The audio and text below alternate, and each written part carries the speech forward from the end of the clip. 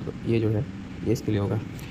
इसमें एक वाइंडिंग पहले सप्लाई जाती है, उसके बाद दूसरी 10 सेकंड बाद या जितना तुम्हें टाइम रखा जाएगा अकॉर्डिंग उसके 10-15 सेकंड बाद इसके अंदर सप्लाई जाएगी, ठीक है। और ये मोटर घूमने लगी। इसमें कभी भी ये नहीं होना चाहिए जैसे पहले में आर है तो दूसरे में आर ही होना चाहिए, दूसरे में वाई है तो इसमें भी वाई होना चाहिए, तीसरे में वाई है तो इधर ही वाई होना चाहिए। अगर हमने आर की जगह ये वाई कर दिया, इंटरचेंज कर दिया, तो ये मोटर जल जाएगी। क्यों? क्योंकि ये वाला तो सीधा चलेगा, ये वाला उल्टा चलेगा, तो लोड पड़ेगा, वो जल जाएगी, बेकार हो जाएगा कंप्रेसर तुम्हारा। अधिकतर कंप्रेसर ऐसे ही ख़राब हो जाते हैं, ठीक है।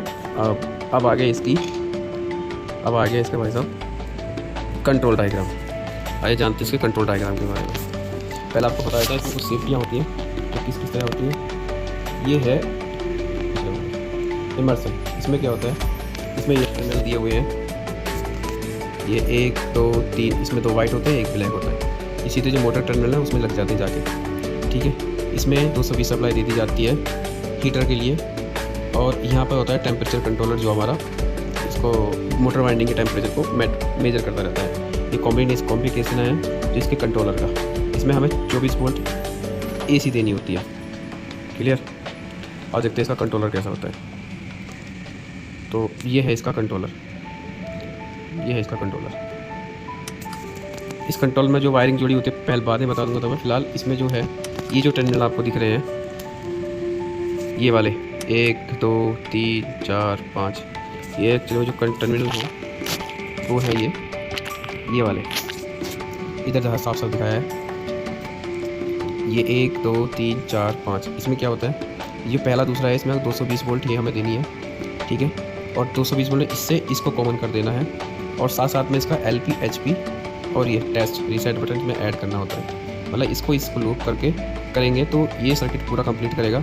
और यहाँ से ये NC रहेगा और यहाँ NO रहेगा। अगर कोई भी फॉल्ट आता है तो ये वाला जो M से सप्लाई जा रही है ये सप्लाई बंद हो जाएगी। हमें पता चल जाएगा कि या तो भाई मोटर में मोटर हीट हो गई है, या उसका ऑयल कम है, या फिर फेस फेलियर हुआ है। तो सारी चीज़ कंट्रोल ये करता है। आओ मैं इसका और सर्किट आके दिखा देता हूँ तुम्हें। ये है उसकी पूरा सर्किट, दोनों का दिखाऊंगा। ये सेम ही है ना। अब देखो यहाँ से इंग्लिश में देख लेते हैं, थोड़ा हिंदी में। मेरा हाथ तो सही है, अगर तुम्हारा नहीं होगा तो ये देखो, ये आ गया 220 वोल्ट जिसको सप्लाई देनी है।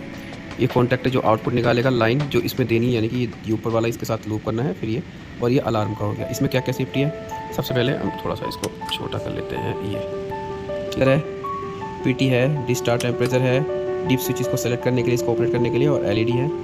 और ये कंट्रोल कम्युनिकेशन जो कि सेंसर जो उधर से आ रहे हैं, और मॉड्यूल पार्ट। इसमें और भी सारे मॉड्यूल जुड़ सकते हैं जो कि कम्युनिकेशन में काम कर सकते हैं, ठीक है। तो इसके बारे में जान लेते हैं, दोनों के बारे में। जो हमने पहले देखा था इमर्सन का, वो क्या क्या होता है उसमें। ये CT रखी है, जो भी हमारे वायर रहेगा इस CT के अंदर से आना चाहिए। और उसके बाद मोटर के टर्मिनल में फिक्स होनी चाहिए 2 तार बाई, क्योंकि 2 मोटरें हैं तो दोनों वायर जानी चाहिए उसमें, ठीक है। बाई हो या फिर RR हो, दोनों फेस सेम होने चाहिए, अलग अलग फेस नहीं होने चाहिए CT में आने के लिए, ठीक है। ये आउटपुट है, हमें ज़रूरत होगी तो ले लेंगे यहाँ से। और ये हमें इसमें 24 वोल्ट AC देनी होती है इसको कंट्रोल को ऑन करने के लिए। ये कम्युनिकेशन है, ऊपर में दिखा दूँगा अभी। और ये है हीटर के लिए, ठीक है। और ये हीटर की सप्लाई इसमें देनी पड़ती है, पावर सप्लाई हीटर के लिए। यहाँ पे हमें 220 सप्लाई इस वाले में और इस वाले में देनी होगी, ठीक है। 220 सप्लाई। और इस CT कनेक्शन ये हो जाएगा। ये जो 3 तार लगे हुए हैं, वाइट है, 2 वाइट है और 1 ब्लैक है। यहाँ पे ये देख रहे हो, ये मोटर के टर्मिनल R Y B किसी भी एक में तुम लगा दो, ठीक है। उससे हमें पता चलता रहेगा फेस फेलियर तो नहीं हुआ है। अब मैं तुम्हें इसका थोड़ा विस्तार दिखा देता हूँ। ये देखिए, अब क्या है, ये कम्युनिकेशन का वायर है जो है वो ये वाला है, ये इसके साथ में जुड़ जाता है। इसके अंदर जो CT का करंट जो जा रहा है वो इसको पता होगा कंट्रोलर को। जो ये मोटर में फेस का जा रहा है तो वो इस कंट्रोल को पता होगा। जो इसमें थर्मोस्टेट है, टेम्परेचर कंट्रोलर है, वो इसको पता होगा। तो ये एक्चुअली में आपस में इंटरफेसेस करते रहते हैं, इसकी जानकारी से होती है। और पूरी कम्युनिकेशन यहाँ से निकल जाती है, पता चल जाता है। कंट्रोलर है और इनके साथ में इंटरफेसेस है। तो हमारा M से जो पॉइंट निकलेगा वो AC निकलेगा, क्योंकि हमने L में जो दे रखा है वही यहाँ से निकलेगा, और ये AC ही निकलेगा। तो हमने AC कंट्रोल ले लिया है। इसके लूप में हम LP रख लेंगे, HP रख लेंगे, और ओवरलोड रख लेंगे, और ऑयल प्रेशर रख लेंगे। उसके बाद सब 0 मीटर का NO स्विच को स्टार्ट करेगा, और मैनुअल ऑटो में चलाना है, क्योंकि सब 0 मीटर को बाईपास करके हम यहाँ से इसको चला सकते हैं, कंटिन्यू चलेगा। उसके बाद ये पहला कॉन्टैक्टर ऑन करने के लिए, तो इसमें टाइमर, दूसरा कॉन्टैक्टर इसमें डिले रखता है 10 सेकंड का। तो जैसे ये सप्लाई आएगी 10 सेकंड बाद ये वाला कॉन्टैक्ट चलेगा।